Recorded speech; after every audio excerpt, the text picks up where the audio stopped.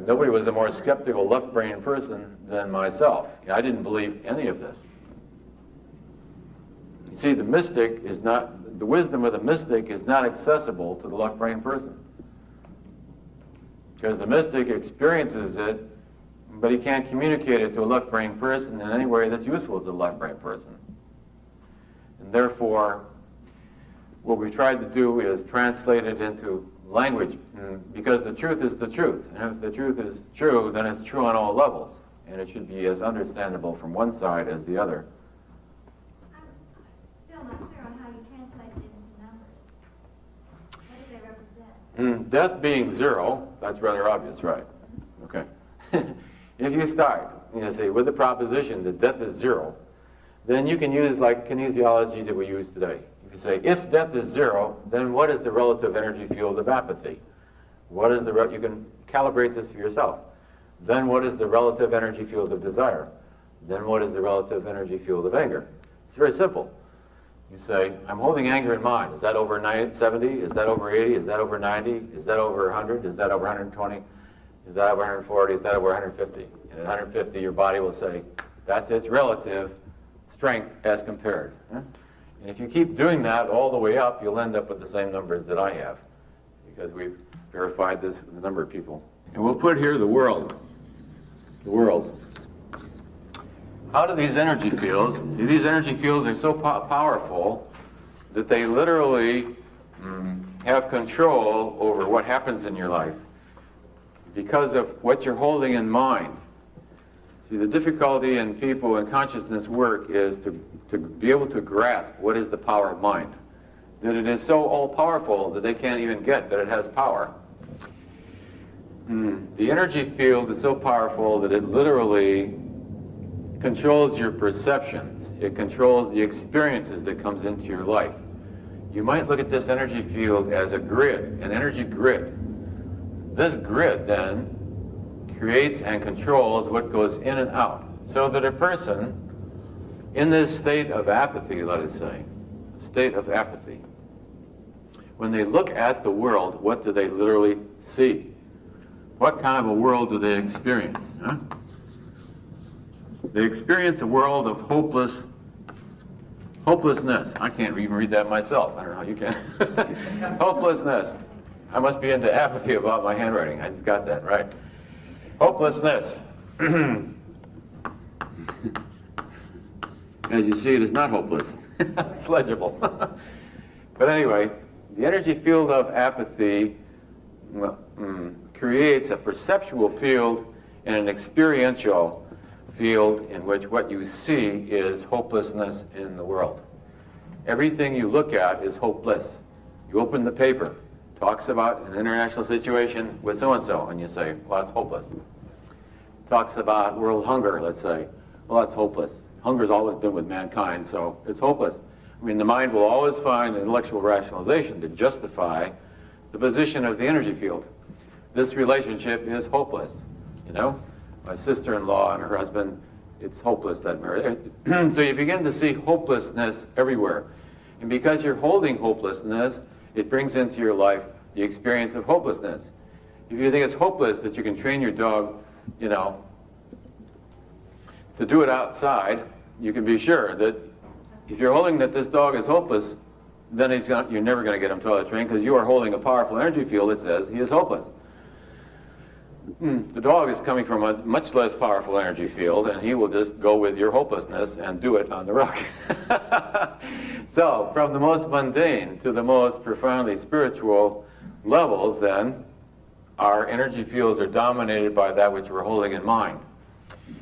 Our relationships, reflect that. At this level down here of guilt, we start going into the hells. The hells going from there on down, in which life seems to be an endless source of pain. So coming out of guilt, then, we have the world of pain. See at the bottom. Here we have the world of hopelessness. It's hopeless that the pain is going to be inevitable, because from this level, pain is part and parcel of all of life. All of experience is accompanied by pain. The next higher level is, this is a sad world. See? The world of grief. It is a sad world. So the person in hopelessness walks down the street and sees the hopelessness of society, the hopelessness of civilization, the hopelessness of man, the hopelessness of man's condition, the hopelessness. This person instead sees sadness.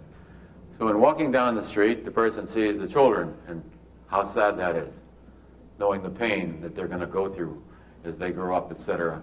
You know? The sadness. They look at the old people and they say, isn't that sad, the old people?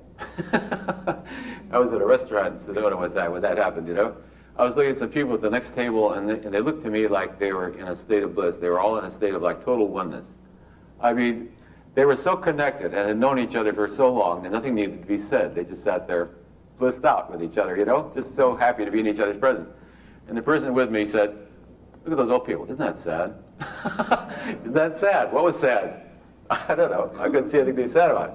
Apparently, the person was referring to what they're projecting onto the situation. There is no sadness there. But when you open the paper, there is much, if you were into sadness, to be sad about. Is that not so? There is much to be hopeless about, if that is where you are. There is nothing but sin if you are into an energy field of 30, in which the world of pain is the world of sin. You see page after page of sin, right? Sin and wrong, being wrong. As you move up, you move into, out of the sad world, you move up into the fearful world.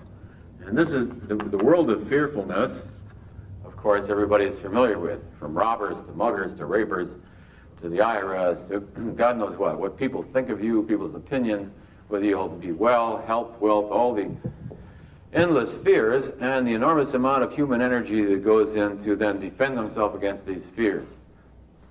You know, a typical apartment in New York City has 6 locks, and then it has L-shaped crowbars around it, and then it has alarm systems, and then it has bars in the windows.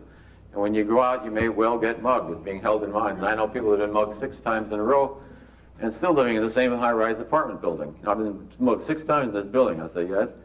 And when are you moving? Oh, I'm not moving. Why aren't you moving? Well, how could I get a rent, you know, like that? How could I get a rent like that? So you see, there's the self-reinforcement. The self-reinforcement.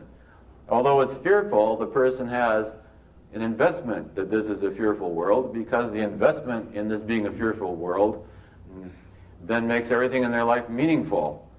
If they weren't living in a world of fear, if they couldn't put that investment into the world, then none of their life would make sense, because they're busy preparing for old age and covering themselves with insurance and locking their doors and double locking their cars, and their whole life is one prevention of the fearful happening in their life, which of course makes it manifest. Without the investment in fearfulness, then the life suddenly has no meaning. What is your whole life about now? Just like this person's investment is into this is a sad world, and if you try to take that away from them, now what is the context of their life? Their whole life has been to prove that this is a sad place where you lose everything, where loved ones turn against you, where bosses don't appreciate you, where those whom you invest with cheat on you, etc. Their whole investment. So there's an investment, that's a secondary gain and a secondary payoff. It merely reinforces it. It's not really what sets the energy field as far as intention goes, but it's certainly the secondary payoff. In psychoanalysis, that's called secondary payoff. The secondary payoff reinforces the field. So you see, that which you set by your own intention then sets the energy of the field. That field then determines what you see. Now you see why people move so slowly in consciousness, because it's almost a deadlock. And that which you think the world is, perceptually comes back to you as that, which reinforces your belief that that's the way the world is, which reinforces again that that's the kind of experiences that you have. To this person here, this is a frustrating world. Frustrating. The person into that solar plexus wantingness, desiringness, is never happy. They're endlessly critical. They want everything to be different than the way it is. The endless criticalness, the endless lack of satisfaction, the desiringness, the wantingness. And now we can see why making more millions actually is not very helpful. See? The people who are dissatisfied, they're worth 50 million, and that same dissatisfaction, that wantingness, instead of saying, wow, I've got it made. I think I'll go and be happy and bliss out someplace. No, the same energy that earned the first 50 million now drives them to earn more millions.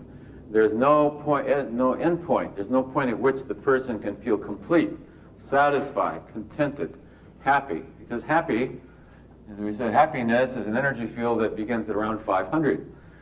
Down here, what you get is satisfaction and pleasure. So it's possible, let's say, in this energy field, to get satisfaction. You can plunge the dagger in your enemy's heart and say, so there, bastard. And it feels good at the moment that you do it. You see, you get pleasure and you get satisfaction.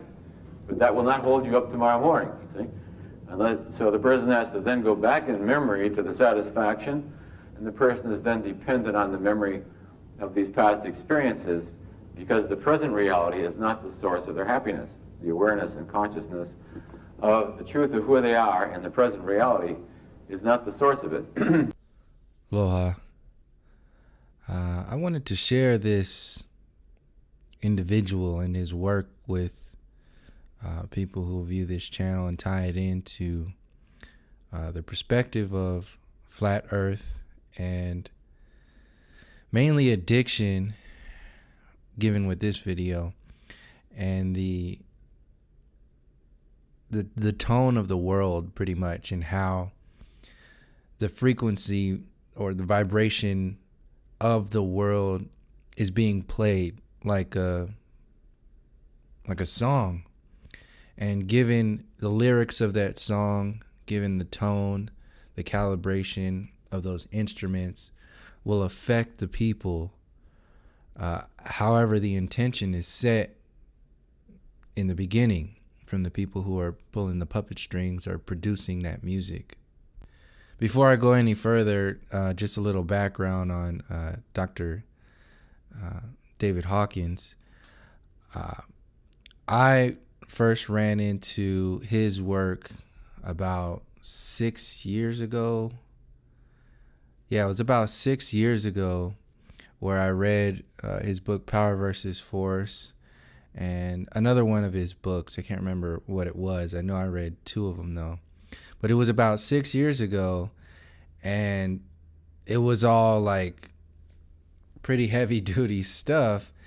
But I kind of like pushed it to the side and didn't really go into it any further because he was anchored in like what he calls like calibrating consciousness or mapping the scale of consciousness. At that time, the idea of consciousness was brand new to me, so I was just like, well, before I can start calibrating or mapping the scale of consciousness, even though I understood it, I had to challenge myself to understand the depths of consciousness, what that really is on as many layers as possible. I had to go into the depths myself and see how this relates not only to the individual, but the collective, and how from every level, the understanding, the overstanding, and understanding of what's going on, which at that time I didn't even know was needed. Like it was just me learning this stuff, and me at that time 6 years ago just learning what was going on. And for people who have their preconceived notions about David Hawkins and so on and so forth, you know, as whatever, I don't know what people are going to write in the comment sections. It's always going to be something. But for my perspective on it, I always learn something from every experience, and every kind of teaching and every experience has something to teach you in some kind of way.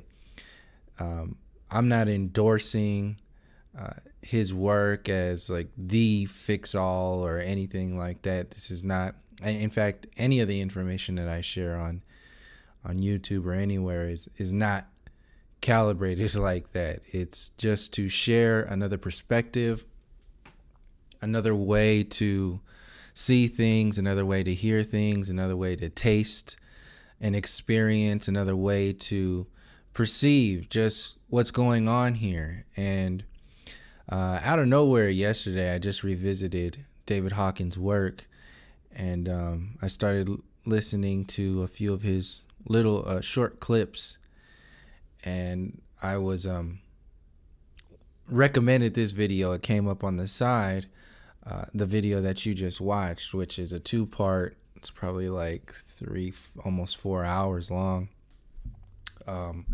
about him explaining his work and it relating to consciousness and addiction. And as I was watching it, I was hearing how flat earth in itself can become an addiction because it's something like a drug. And before I go any further, I know that he was interviewed by Oprah, and just like Eckhart Tolle was interviewed by Oprah, and I'm not really concerned with it. I just had to throw that out there because I know some people are going to come across that interview and be like, oh, well, this is some new age mumbo jumbo and all that. Whatever it is that you feel about that, I know how that system works. That system needs to co-opt and put its stamp on everything in order to create chaos. So people just either dive into it and use it as a drug, which is what they want you to do. They want you to become addicted to the system, become addicted to the external environment that prepackages everything for you, or you just completely cast it aside because you don't want to have anything to do with that system. What I'm saying is you have to understand every layer, every perspective that's going on, and really ultimately just take the information and from how you interpret it, and then either use it or don't, or use it in your own perspective. Because listening to his information today will give me a completely different perspective than what I was having 6 years ago, which is probably why I'm revisiting it now, because from just listening to his video that I just shared and remembering the books that I read, dude is on point. David Hawkins is on point. He's been on point. So I would highly recommend checking out his work. You don't have to believe in all of the numbers and the kinesiology and everything like that. I don't really go into all of that. I just take the information for what it is and how it feels. But I don't really use the kinesiology. I haven't gone into that myself. I'm not saying it doesn't work at the same time either. Some people who have listened to this channel probably have already listened to his work, or probably even gone into kinesiology for themselves. But to stay on point, I just had to say all that stuff to get all that out there, because I know people are gonna come at this from whatever perspective. I'm not really concerned about that. But yeah, I didn't want people to be sideswiped by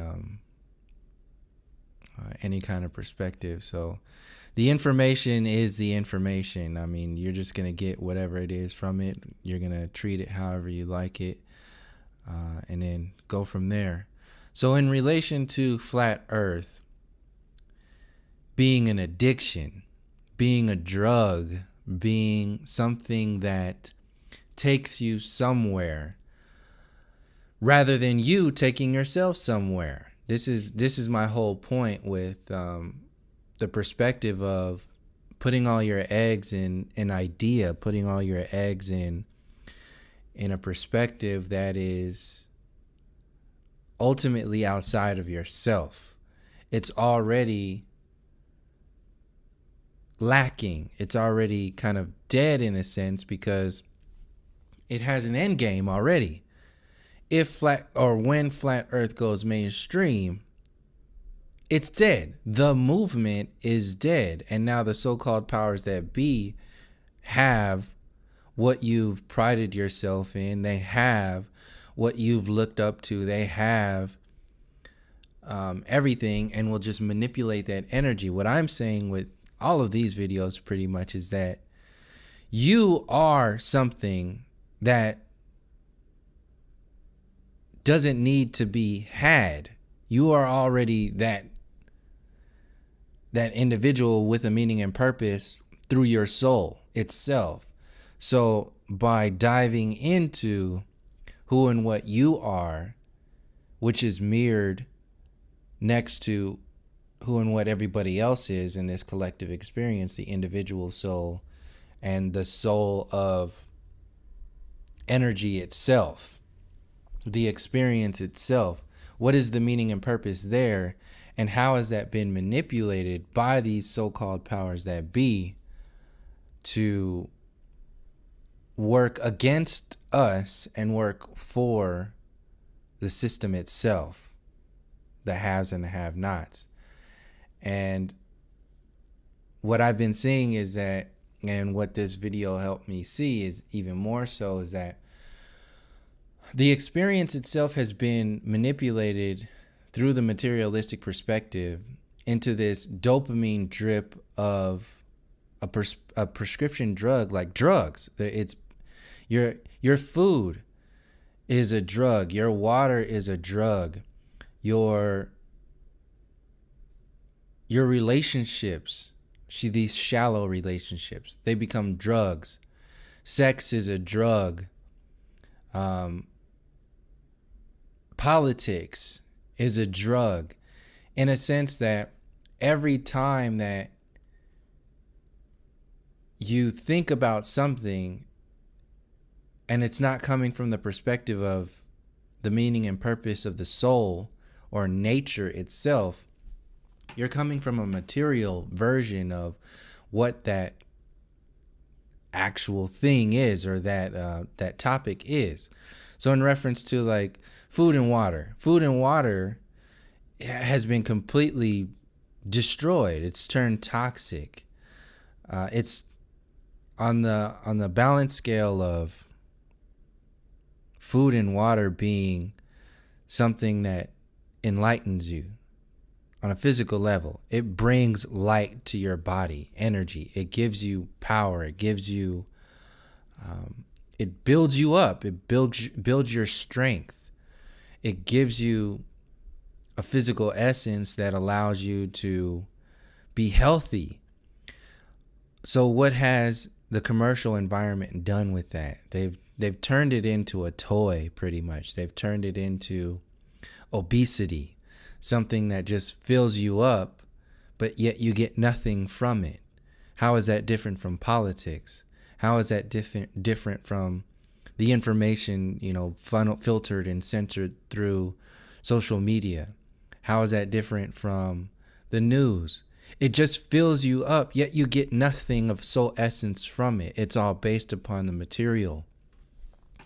And what I'm saying is that, and how I'm seeing what Dr. Hawkins was saying is that the way the reality is calibrated, the way it's coded, has a meaning and a purpose that affects us not only consciously but subconsciously. So as he was explaining the different, and as you're looking at right now, you don't even have to pay attention to the numbers. Just look at the bottom levels of the falsehood and the upper layers of truth, going into courage, neutrality, willingness, acceptance, reason, love, joy, peace, so-called enlightenment.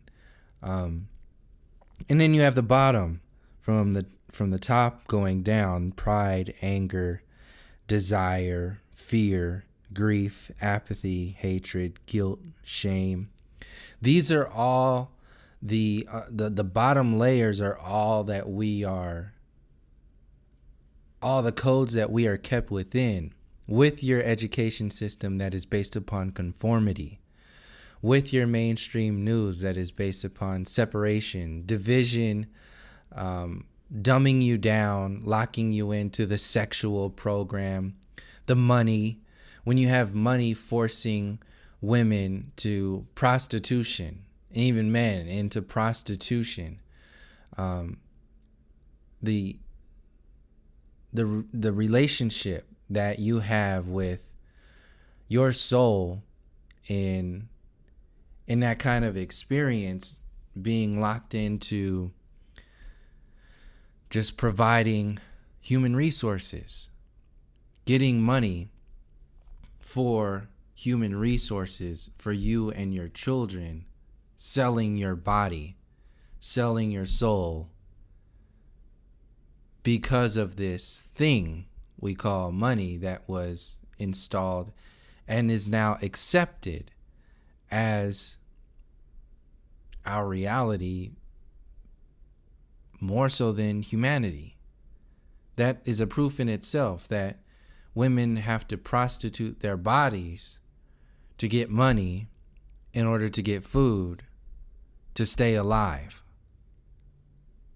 This is a proof to share with you that there is no humanity in this so-called capitalistic system. There is no humanity in this so-called democracy. It's not a democracy. This is a mind control program to the umpteenth degree. And we are being coded subconsciously and consciously to act and react a certain way. And anything that even comes into our focus, into our field, it'll be seen and heard and experienced in a particular way based upon how we were raised, how we were coded. So if you were coded, which everybody is to some degree, with shame, guilt, apathy, grief, fear, desire, anger, and pride, then your entire reality will be based upon working through those codes initially, like getting through that. If you're stuck in shame, then you will see everything through the eyes of shame. If you're stuck in guilt, you will see everything through the eyes of guilt. If you're stuck in apathy, you will see everything through the eyes of apathy. And this is where I'm saying the majority of people are, when we don't look at things like women having to prostitute their bodies to get human resources, to get money, to get human resources. There's new humanity there. And there's an apathy code that exists in everybody to accept that war brings peace, to accept systems like white supremacy, and to accept systems like racism, the way it's coded, and not really look into the origins of it. To get caught up in the movie reel of it is to be apathetic to the origins of it. That's what I'm saying this whole system is based upon. So to get caught up in the idea of flat versus globe is to be apathetic to the origins of why that system was created in the first place. And what I'm saying is that that apathy is actually at the foundation of what's going on here. And when you speak on that apathy, if you were to watch that whole video of David Hawkins, you'll see more of where I'm coming from. But to be calibrated, to be held at apathy. See, this whole system is held at apathy because you're told to take pride in the colonial world. That's apathetic to the humanity perspective of what happened to the indigenous people. It's apathetic to what was done to get to this artificial joy and happiness that comes with the American dream and the ideas that you are told to be proud of based upon your forefathers and capitalism and democracy and the industrial age and the military industrial complex, the prison industrial complex. You're being calibrated to think certain ways about things that ultimately are coming from an inhumane perspective. So if we are kept in anger, desire, pride, at best, pride, that's our max out. See, our godliness, our most high perspectives in this so-called new world, colonial world, it maxes out in pride. This is why they have to fly these jets across the Super Bowl and the World Series and bring this giant American flag out during all these games and have you sing the national anthem and have these Confederate statues up and have the Mount Rushmore statues of your so-called forefathers up there, having Civil War reenactments, triggering you with 9/11 to, worship the war on terrorism, never look into, to be apathetic to the actual information that tells you, that shows you truthfully that 9/11 was an inside job. All of these so-called conspiracy theories, that even the word or the phrase conspiracy theory is a calibration.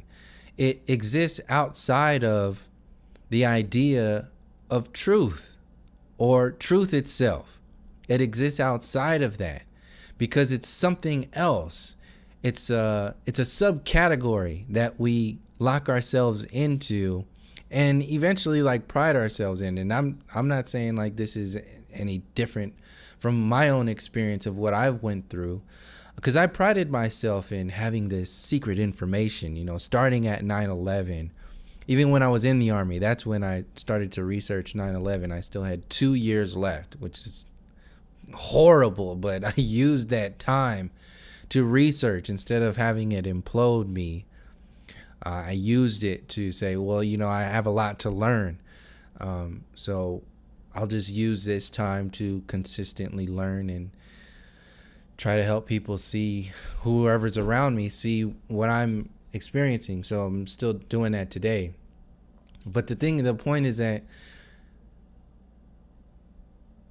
our lives are coded. You are coded by your parents. You're programmed by your parents to think and act a certain way. A lot of these racists out here today, they were not even born or even children when people were being lynched.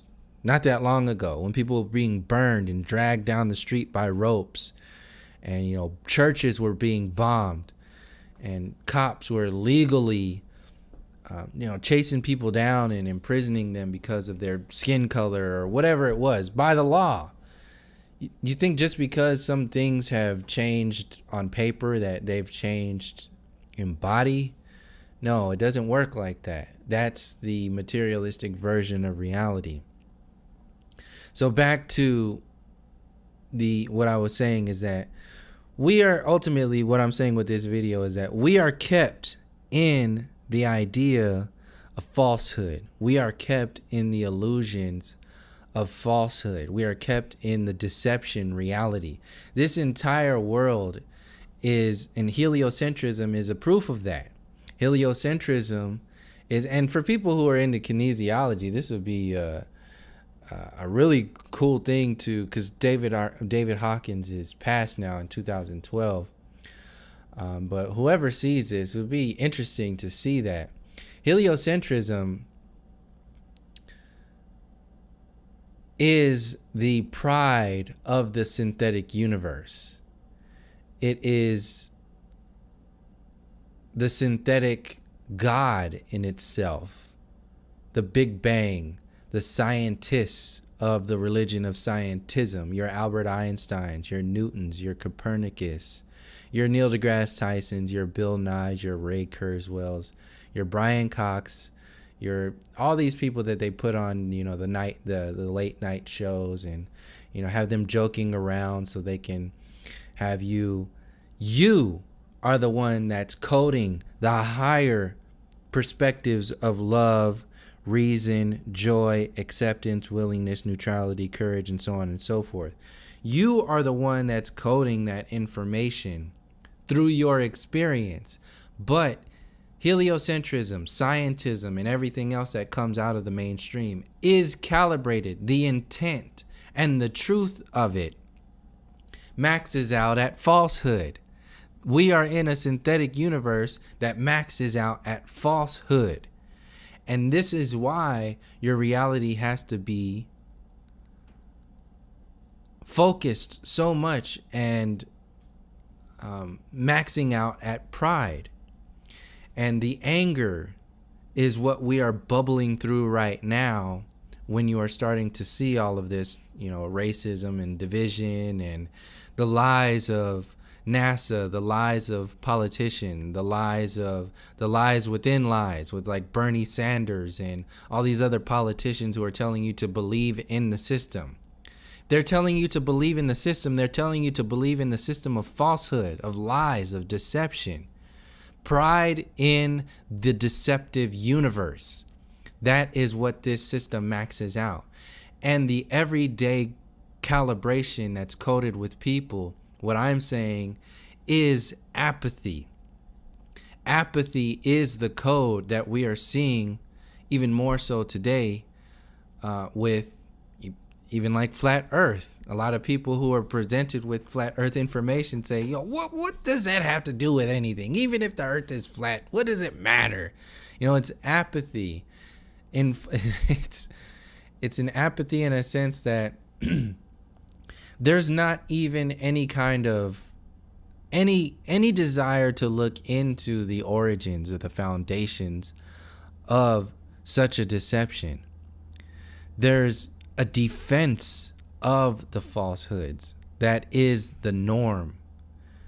That norm is what's keeping us sick and diseased, is what's keeping us locked into accepting programs such as the fiat currency system to destroy us from the inside out, to overtake our relationship with nature, our relationship with each other, our relationship with ourselves. Money is the god, or is one of the little g gods of this experience. Ultimately, falsehood, lies, deception is the god of this system, because if money is just a part of that lie, it's just one of the lies that we just accept. And what Dr. Hawkins was saying in that video is that we are kept in a space. Oh, he didn't really say that we're kept in a space. I'm saying we are kept in this space. But what he was explaining is, at the bottom of this chart that you're looking at right now is pretty much materialism. It's based upon what you have. Through the middle, which is courage, which is the neutral space, the courage to look at yourself, to look at the lower parts of who you are, going through, the courage to fight through or live through the shame, the guilt, the grief, the apathy, the fear, the desire, the anger, the courage to face all of these, the pride, to break that code and that system and recalibrate yourself to not have yourself beat yourself up and work against you, but to anchor yourself in an expansion rather than a contraction. Ultimately, because you have the expansion and the contraction of the moments where everything's not going to be perfect, which is what's being sold with the new age, is what I'll get into in a second. The synthetic versions of the levels of truth. But to stay on focus here, courage to face this beast, these monsters that is this system that in many ways emotionally and experientially exist within the individual because of how we've been raised and how we've lived our lives. So the courage is what he was saying is the neutral zone, which allows you to work upwards into neutrality, willingness, acceptance, reason, love, joy, peace, enlightenment, and so on and so forth. See, what happens with the new age is or before I get into that, so I'll finish this. The bottom is what you have, the middle, the courage space, is what you do, and then the top is what you are. So this is your love and your joy. This is your soul, your experience, your meaning and your purpose. This is what has been hidden from us with the heliocentric model. The love and the joy, the peace and the understanding, in having a meaning and a purpose, not being a mistake that was just shat out of the Big Bang and created this ball we call Earth and created dinosaurs and monkeys and you and then the iPhone. Like, there's no meaning and purpose there. There's no soul. There's just accidental existence.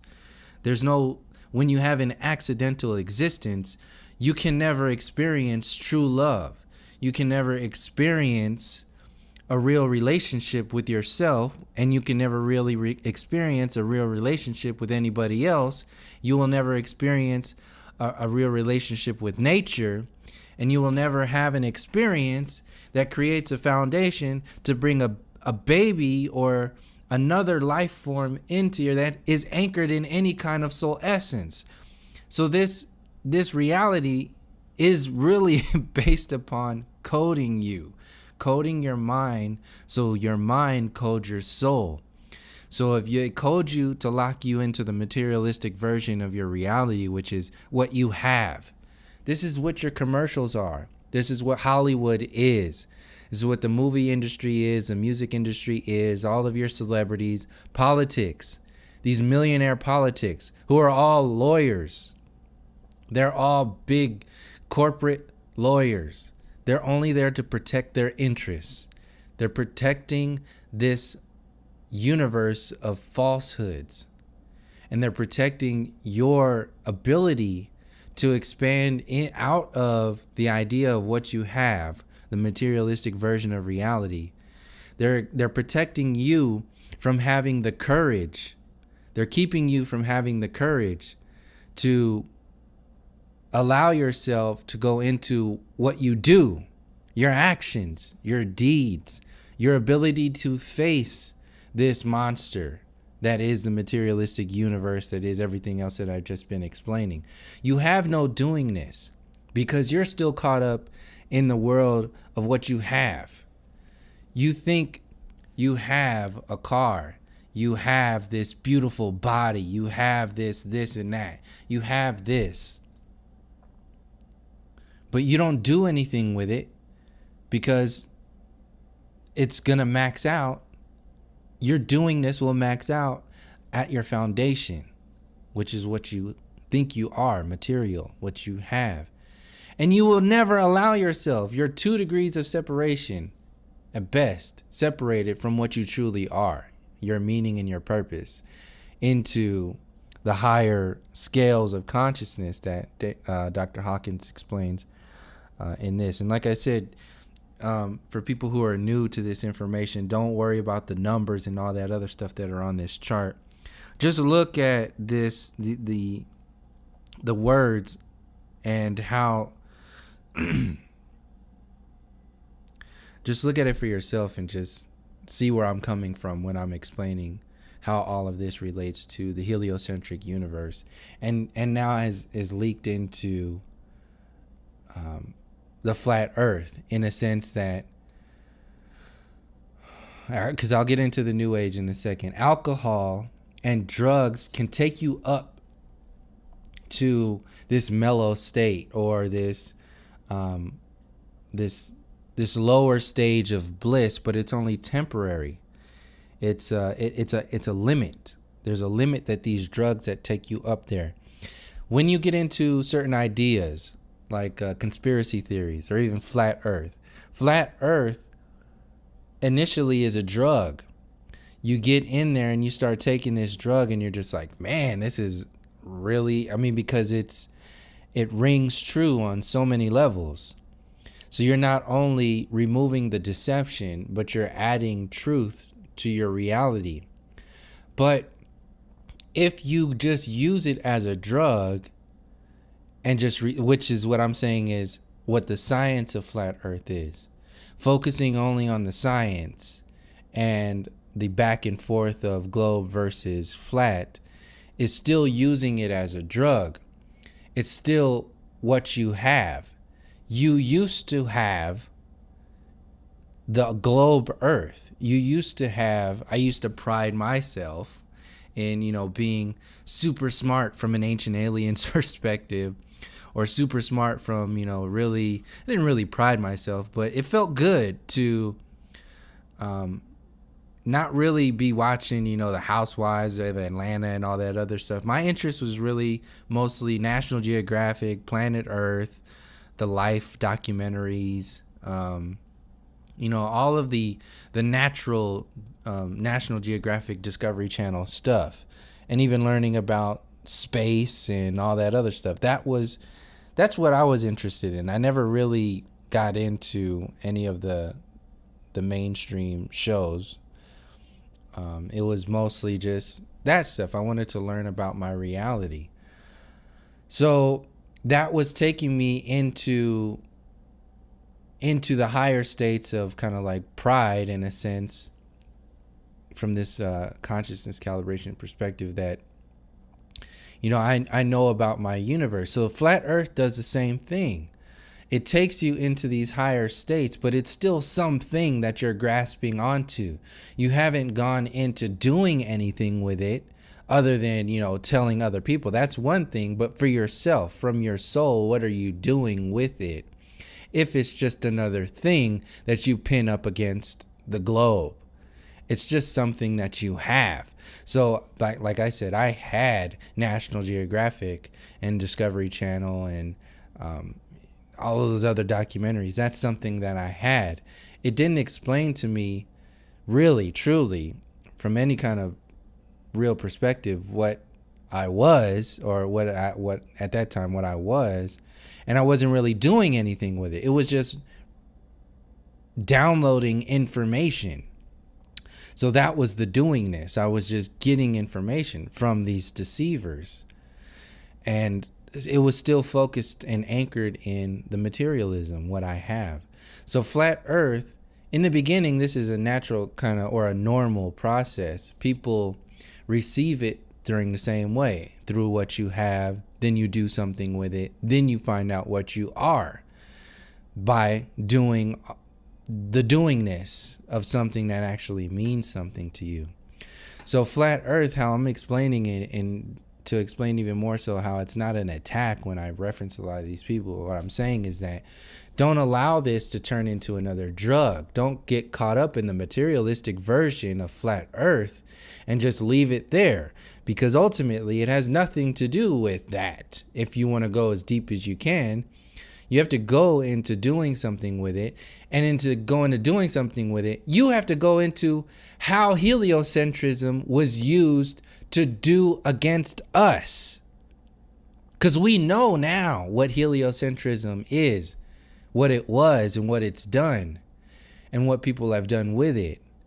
But now it's our responsibility to go into realizing how those so-called powers that be utilized that program to do all of these things against us, to expand the haves and have-nots program, all of these other systems, and then go into understanding who and what we are. Because how they did what they did with heliocentrism, the way they coded it, the way they coded the synthetic universe of deception, created this artificial universe of who and what they are, the higher scales of this consciousness. You love Neil deGrasse Tyson. You love Bill Nye. You love National Geographic and Discovery Channel. You love scientism, so much so that you will become an atheist. You will remove your relationship with understanding, and overstanding what your soul is, what the most high energy is, because of your love of the religion, ultimately, that is scientism, the Big Bang, and so on and so forth. This is how this world has been created. They created the material for you to fall into what you have. Then they created the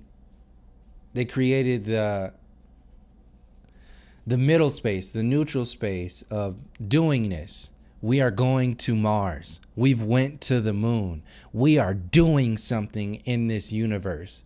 They created this basic technology so they can profit off of it. They created the profit system itself.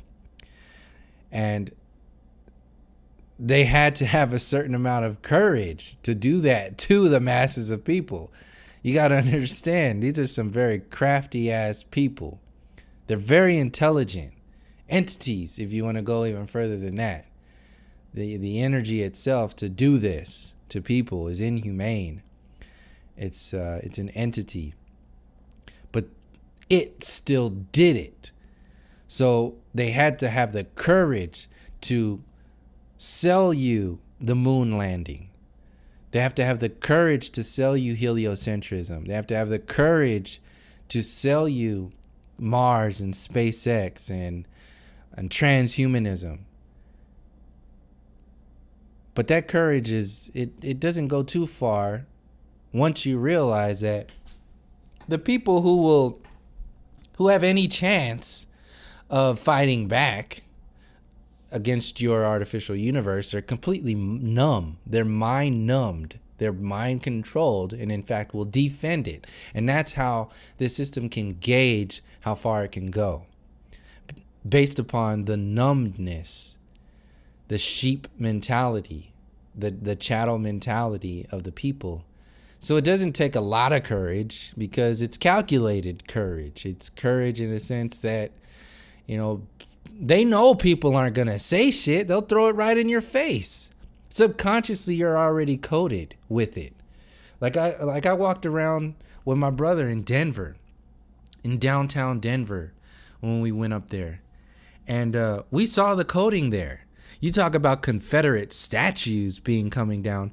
Go into the city hall of Denver, Colorado, and you'll see Christopher Columbus standing there in the middle of Denver with the world standing inside the world. A statue of Christopher Columbus. Take a few steps down from that Christopher Columbus statue and you'll see a Janus head, which is open, which means war. I don't remember it. I haven't looked into it a long time. But I remember at the time, I remember looking at it and realizing, man, this has something. This means something. It's an open, double-sided head that has like a pineal gland inside of it, a golden pineal gland inside of it. And when I looked at the Greek or Roman history of the Janus head, if it's open, that means you're at war. If it's closed, that means you're at peace. This Janus head at statue in Denver, a few feet down from a Christopher Columbus statue, is open. These are codes. This is an actual alchemy that is being used on people. People are walking around saying, "Oh, that's such a nice statue." I wonder what that means. They're not really going to go into it, and even if they do, they're only going to see it from the perspective that they have now, and they're not going to go any further than that, because we're drugged out. We're drugged out on the materialistic plane of reality. Alcohol and all the other drugs, that it's a material. And we've been locked into, convinced into accepting the material, the material world as our reality only. And everything that's within that reality as the only way it's supposed to be. Ultimately, it's like the people, we're all drug addicts. We're stuck in this drug addicted reality. The pill pushers are Neil deGrasse Tyson, Bill Nye, Barack Obama, Donald Trump, the mainstream media, Alex Jones, TYT, Russell Brand, these new age people. These are all drugs. They're creating a relationship with the falsehood universe, from within the falsehood universe. You're using drugs to deal with it. You're not really going into expanding outside of it. You're not processing this reality one step at a time from the inside out. You're just using prescription drugs to get through your addiction. And you go from one addiction to the other. And it's about triggering your dopamine drips. And the only way you can realize that you have that addiction is when you allow yourself to be by yourself. This is why it's so difficult for people to be by themselves, because you reboot yourself. You find out who and what you really are when you go to that space. This is why sex and relationships are so advertised in our reality, because you're creating another universe that you have to deal with. And it's the peak. It's the peak. It's the most beautiful thing in this world to have a baby with someone you love. And then you can die. That's what they tell you. You know, that's your earth experience. You're just here to, you know, have sex and, you know, create a baby and pass on your genetic code, your material genetic code in this synthetic universe, and just hope for the best. But ultimately, like Dr. Hawkins was talking about in that video, you are subconsciously calibrated at hopelessness. That hoping for the best is hopelessness, because you're apathetic to this entire reality that is your soul. You don't give a shit about going into, you know, that's the atmosphere. That's what atheism is in the scientism community. Scientism runs the world right now. Technology, the capitalism that builds up the foundation to technology, the fiat currency system that's part of that foundation. All of this is because you believe in the system, and the system's so big you're pretty much hopeless in facing it or doing anything against it. You don't have any ability to go into the courage space. You can't even allow yourself to be neutral. You're stuck in a synthetic version of love. You call, you know, your boyfriend or girlfriend. You're stuck in a synthetic version of enlightenment called the New Age. You're stuck in a synthetic version of courage called, you know, talking about conspiracy theories, but not really going into doing the work from the inside out. There's a difference between just talking about it and then doing something with it from the inside out. Doing something with it in a sense that you're challenging the very foundation of this system. Alex Jones might seem courageous for talking about the Bilderberg Group and the Bohemian Grove and all that other stuff. There's a certain amount of courage there.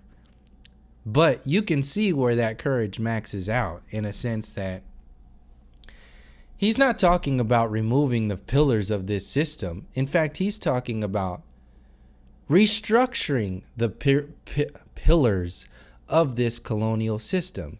He wants to save this system. He's talking about making America great again. He's talking about, you know, facing the globalist from this patriot perspective. He's not talking about, you know, humanity when you're talking about this system is inhumane. He's trying to protect an inhumane system.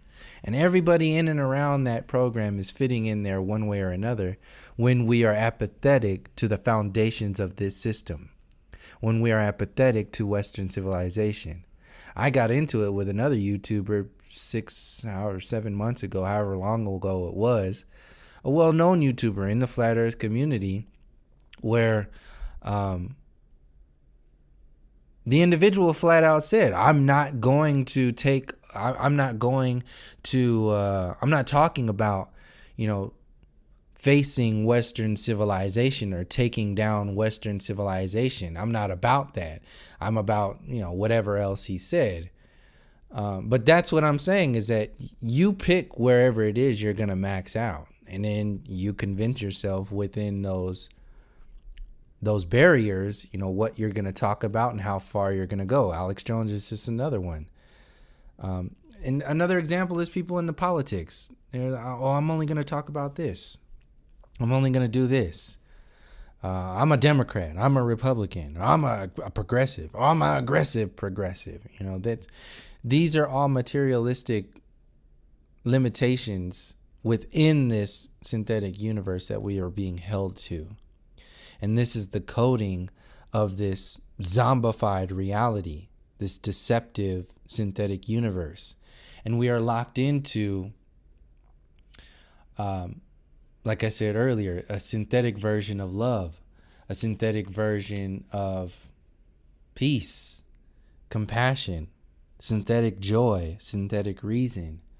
And this is where the New Age comes in, where you have these so-called truths that are being sold to you with people like David Wilcock and Corey Goode talking about the secret space program and demonizing, questioning the heliocentric universe.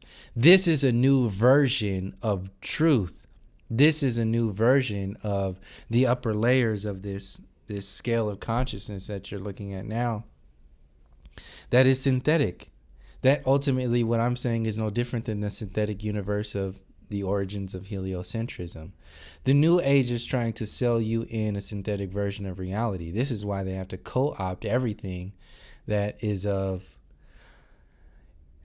in a sense, a higher calibration. This is why Oprah is out there, taking people like Eckhart Tolle, Tony Robbins, Deepak Chopra, and interviewing them, even interviewing David Hawkins, and, putting her stank on it, pretty much, putting her scent on it, so that they can play the "we've always been for you, humanity" card whenever they want to. Whenever this system hits that head, whenever it hits that peak, they will play the ultimate New Age card and say, yes, we're going to prosecute these people who are bad people, which is coming. It's happening now with all this Clinton email stuff, Trump being the president, he's a piece of shit, and all these other conspiracy theories, Pizzagate, all this stuff.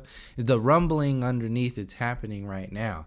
They're creating your villains for you within the villainous system, which inherently creates the superheroes for you when they prosecute the villains. So you don't give a shit, really, ultimately. You don't care about, the depths of the program.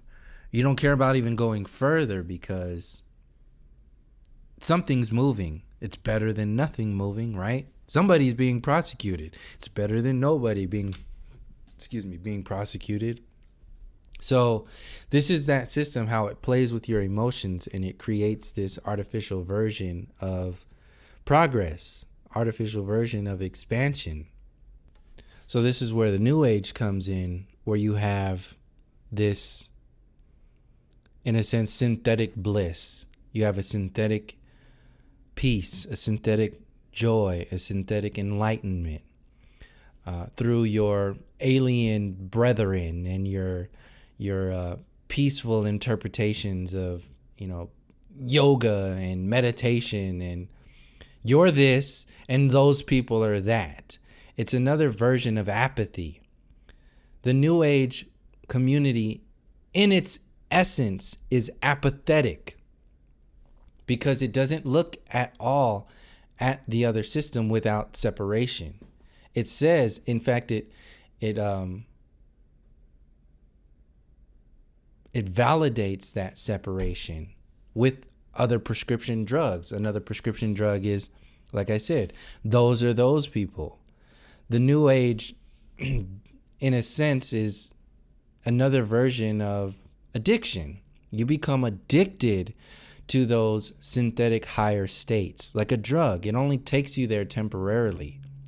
It doesn't, the true expansion, the true work that needs to be done is to face these systems head on, to face these lower levels head on, to face the shame, the guilt, the hatred, the grief, the fear, the desire, the anger, the pride, to face all of those head on, not only individually, but collectively. And this is what we are not doing, and we are being kept from, with being consumed into the materialistic version of reality by the mainstream media, politics, and even systems like the flat earth.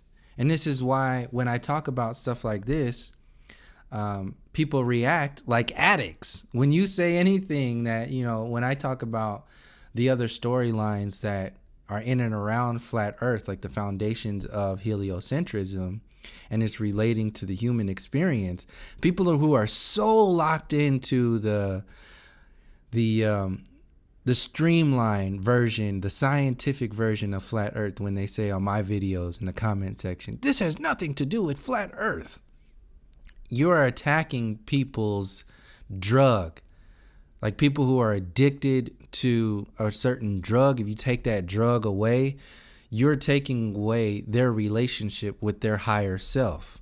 This is what drugs do. It gets you high, but it's temporary. So the drug, in a sense, becomes your God. And this is what Dr. Hawkins goes into in more depth. I would recommend checking that out. I'm just kind of paraphrasing it just to close this video out and relate it to how flat earth becomes an addictive drug.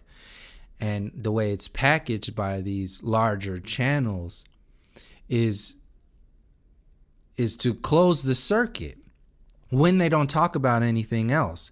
It's very compact. This is what flat earth is about. It's only about this. Anybody else who's talking about anything else is divisive. It has nothing to do with the human story. That's when I say it's even more dangerous, because you're making that drug more formal. It's refining that drug. And people will react like addicts when you say, you're trying to divide the flat earth community. You're trying to divide the movement. This is an awakening. We're coming. Really? This is not. You're talking about a drug. It's one thing. Flat earth in itself is a linear perspective. Yes, it has depth and it allows you to go into all these other things, but that ultimately is you having the ability to go into those spaces. If this is called an awakening, then the individual has to, in a sense, wake up and start walking through those doors. You can't just wake up. Flat earth might have you like 9/11. It woke me up to a lot of these deceptions. But I wouldn't have gotten to where I am now, not to say that it's something awesome or something like better than anybody else. It's just saying that I'm now a different person than I used to be 9 years ago or 8 years ago. So it's to say that you have work to do. So to call flat earth an awakening is a misnomer in a sense, because the way it's being accepted right now, the way it's being received is like a drug. And it's dangerous, because if you don't calibrate the work, or if you don't go set the foundation, the work that needs to be done with something like waking up in a sense to the deceptions of heliocentrism and waking up to the realities of the non-globe earth, you can still have people waking up and staying in bed. That's why I'm saying flat earth, focusing only on the science and focusing only on the pride of flat versus globe, is basically waking up and staying in bed. Until you wake up and get out of the bed, that's when the true awakening or enlightenment or true love, peace, and joy and true courage comes from. You have to not only wake up, but you have to get out of the bed and see what that bed was, that deception. Look at all of those programs that are sitting in that bed, because you can pride yourself all day, every day, that you've woken up and other people are asleep in the same bed. It's not going to do anything, because you're still sleeping right next to them or laying right next to them. No matter how you're awake, you think you are. The true awakeness comes when you wake up, get out of the bed, have the courage to get out of the bed, have the courage to help people realize, hey, they got to wake up and also get out of the bed, not only just wake up, and then walk through the doors And then look at the foundation of the house that was created, this haves and have-nots program that had people sleeping in the first place, that still has people sleeping right now. See, the New Age community doesn't want to do anything with that. They want to create a synthetic universe, this synthetic bliss of what you think you are while you are alive. They don't want you to go into the depths of removing this inherent shame, guilt, and apathy that comes along with building an entire empire on top of the blood and the bones of the indigenous people. The New Age doesn't want to look at that. It's obvious that the politics and the so-called democratic system doesn't want to look at that, because then they will remove their power. What I'm saying is that the New Age community and even factions of the flat earth so-called community are doing the same thing. They're avoiding this. Why? Because it removes the drug effect. You're talking about people's dopamine. You're talking about people's God. People who pride themselves in Democrats and Republicans, Trump is their God. Bernie Sanders is their God, because that's the only hope that they have in life. Their hope is in something or somebody else. Something like a flat earth. Someone like a Bernie Sanders. Someone like an Alex Jones. That's hopeless inherently. And that goes back to the video I played before I started talking. It's hopeless. And that's where these programmers want to keep people ultimately, in this synthetic universe that's moving into the synthetic bliss, the synthetic enlightenment, the synthetic peace, the synthetic joy of being happy, accepting the destructive program as it is, without ever going into the injustices that led up to this program in the first place. So in order for them to make that transition, they have to create a universe that is going into the worlds of love and expanding out of the godliness of pride, the lower levels of this falsehood. The God of the new world is pride. They take pride in having genocided the people of the world. They take pride in their destructive nature. They take pride, and this is outside of all the racist perspectives, because this is from the power, so-called powers that be. All of these haves and have-nots programs, they surpass race. Not to say that race doesn't have a part in this system, but from what I'm saying is that this system is it truly is a worshiping of the pride and destruction and death, and the lower layers manipulated to fight and work against themselves. The race agenda, everything that you're watching on TV is just another version of that. Taking pride in taking land, taking lives, taking heads, taking scalps, taking money, which is taking food, taking your God, taking your spirit, taking your soul, taking your mind, your intellect, taking your philosophy, taking your ancestral interpretations of reality, taking your relationships, taking your energy. This is the pride of this system. It's the God of this system. They take pride in this. And people who do not challenge this system, it's not because they're bad people.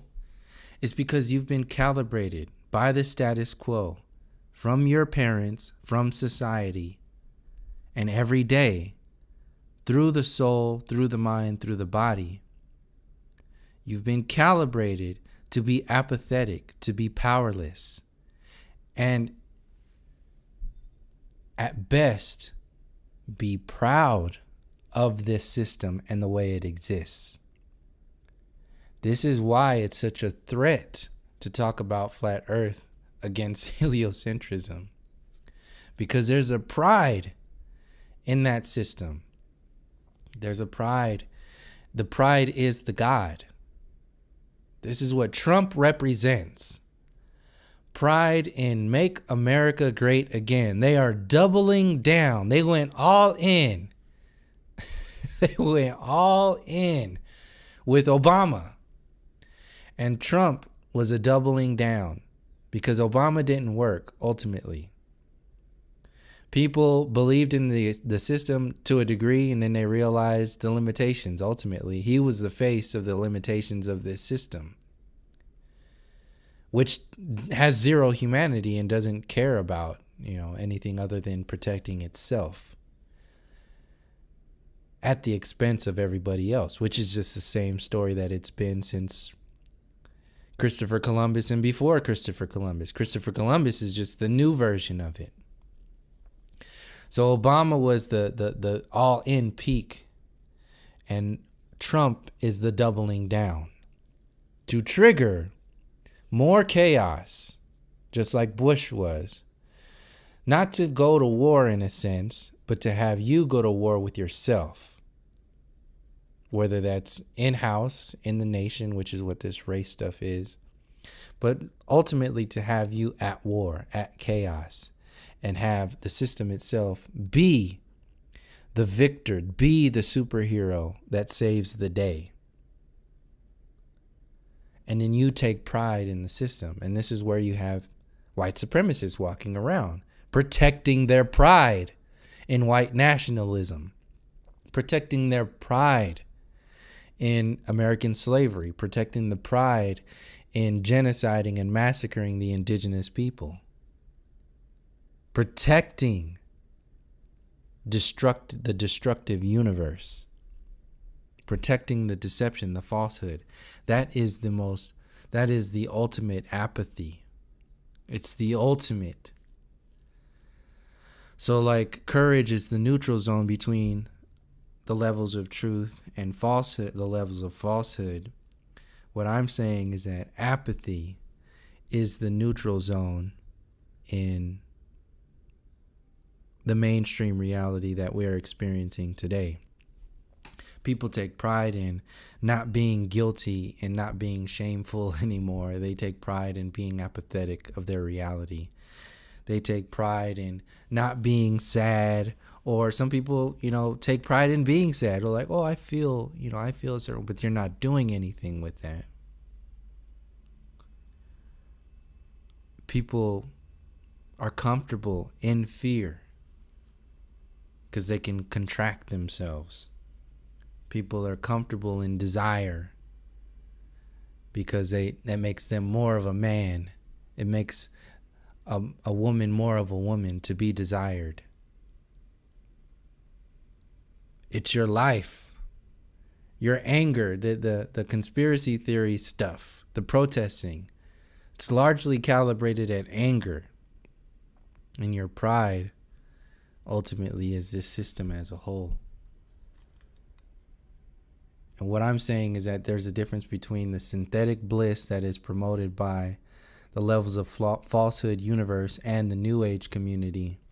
And there's the organic bliss, the organic love, the organic peace, the organic joy, the organic passion, the organic relationships, the organic courage, the organic enlightenment that exists only by going through each layer, through each level, going through that shame, going through the guilt, processing it, going through the apathy, finding out what you're apathetic about, going through the grief, not looking the other way, not creating another prescription drug to avoid grief, to avoid fear, to avoid desire, to avoid anger, but actually processing that information one step at a time.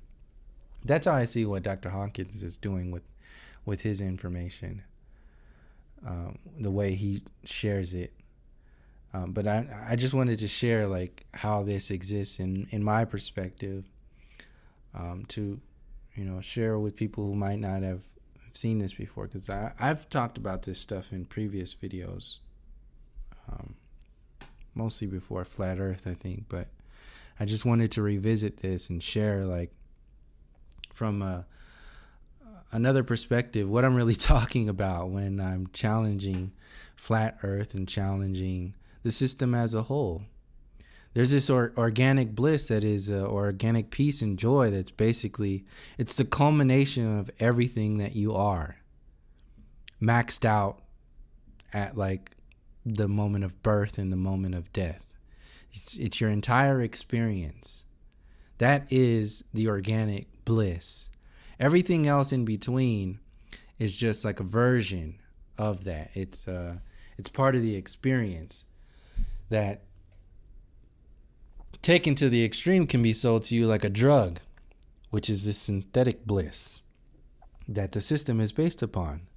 It's based upon getting you locked into the materialistic version of reality and having you fear yourself, fear your soul.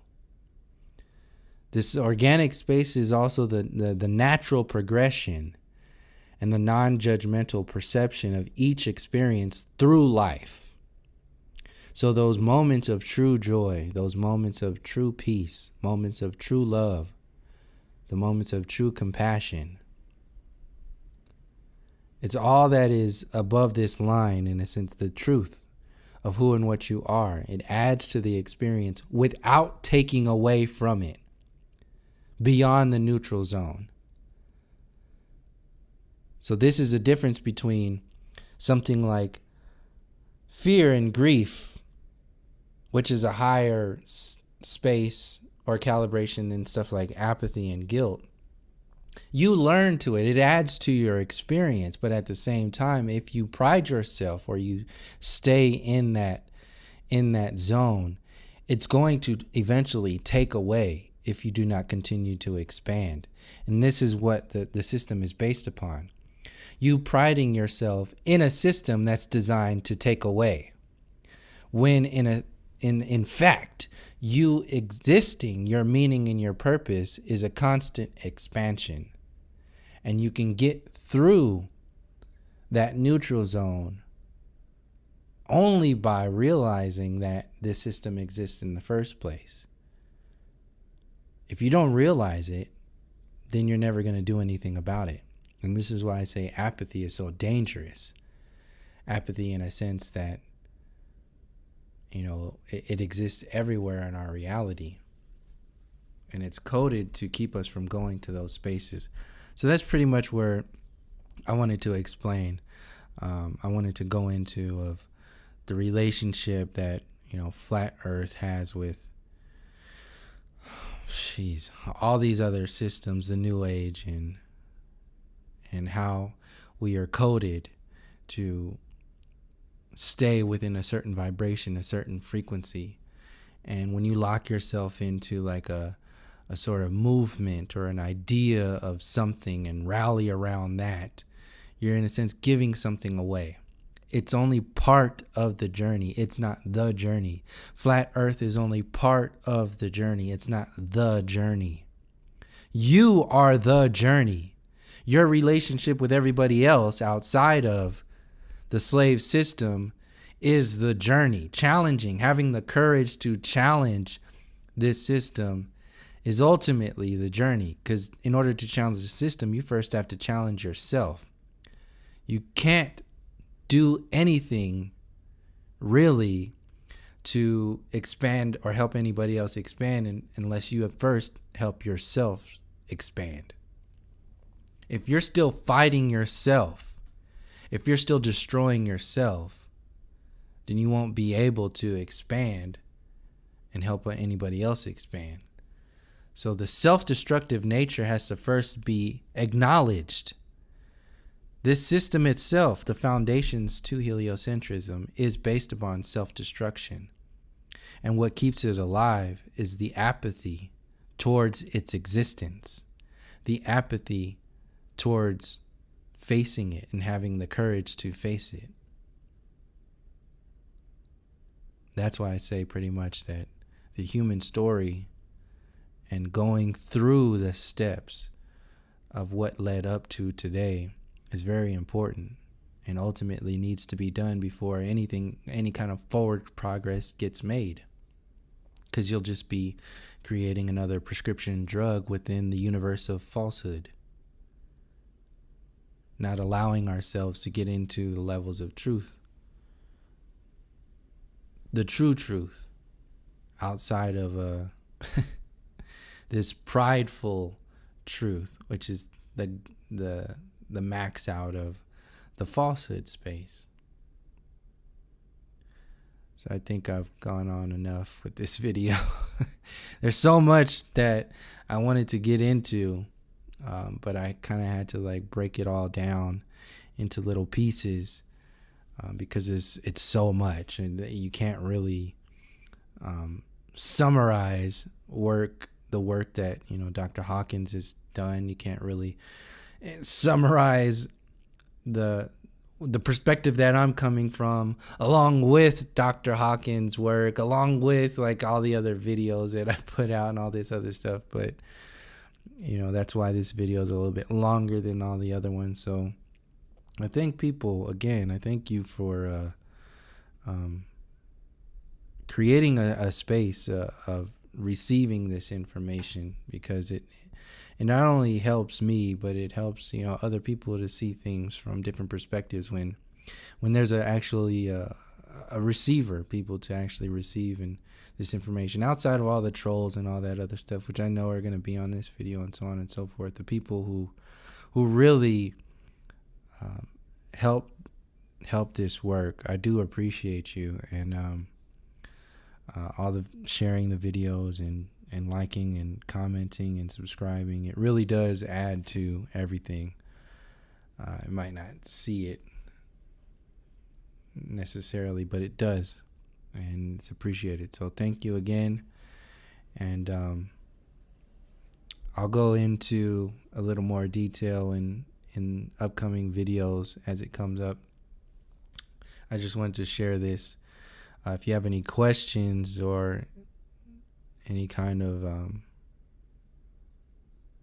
perspectives that are in and around this, just go ahead and leave them in the comment section, and I'll do what I can to address them in future videos or comments or whatever. So thanks again, and until next time, from all my relations, peace, love, and harmony.